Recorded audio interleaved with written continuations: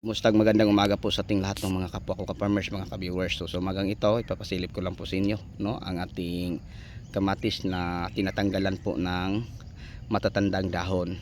Okay, so sa nagtatanong sa akin bakit tinatanggalan ko po ng matatandang dahon, unang-una, may mga benepisyo pong makukuha ang ating kamatis. So yung nutrients na kakainin sa mga matatandang dahon natin tinatanggal ay diretso na pong mapakinabangan sa mga bulaklak, sa bunga at saka sa talbos para patuloy ang kanyang pagtubo. Tapos mga kapwa ko ka-farmers, pag mag-apply po tayo ng mga insecticide, lalo na kung merong mga fruit shoot borer, no? Madali lang po natin i-control o mapatamaan kasi hindi na masyadong makapal ang mga dahon. Then tapos pag mag-apply po tayo ng mga fungicide para po sa mga bunga po ng ating kamatis, share ko lang po sa inyo mga kapwa ko ka-farmers, hindi tayo mahirapan kasi direktang mapatamaan natin, no, ang mga bunga para maganda. So yun na po ang ating kamatis. So bulig-buligan na po sa bunga. So yung mga puno na to yung binibilang, no, sa bawat puno hindi po bababa sa 80 hanggang 100 po kabunga. So yun po kadami mga kapwa ko ka-farmers. So kahit saan tayo lumingon, malikuran man maharapan, ganyan din, oh, karami ang bunga, oh, punta doon, oh. So yun po ang ating Diamante Max F1 na kamatis. So yun po ang palagi kong itinatanim kasi subuko na po ito, ang variety na to sa maraming beses na maraming mamunga. Yan, lapitan natin sa kamera, tingnan nyo. So ganyan din kadami ang bunga sa ating kamatis, oh.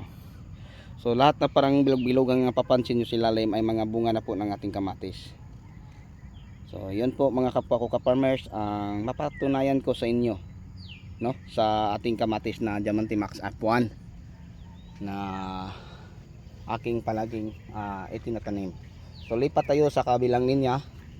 Baka sabihin niyo yung may bunga lang na marami ang pinapasilip mo. So ito, tingnan niyo mga ka-farmers. Yan, hanggang ilalim to, ha, dahil sa sobrang kapal ng dahon kasi hindi tayo nagpo-pruning, hindi natin makikita ang mga bunga. So yan, sabi ng mga kaibigan ko, ito kiniyo to kamatis.